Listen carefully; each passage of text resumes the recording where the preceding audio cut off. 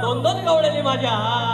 एवढ्या दुधाचं करायचं काय ग यावर येईना थोडी बी साय ग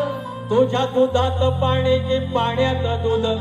मला समजना गवळण बाय ग तुझ्या दुधात पाणी की पाण्यात दूध मला समजना गवळण बाय ग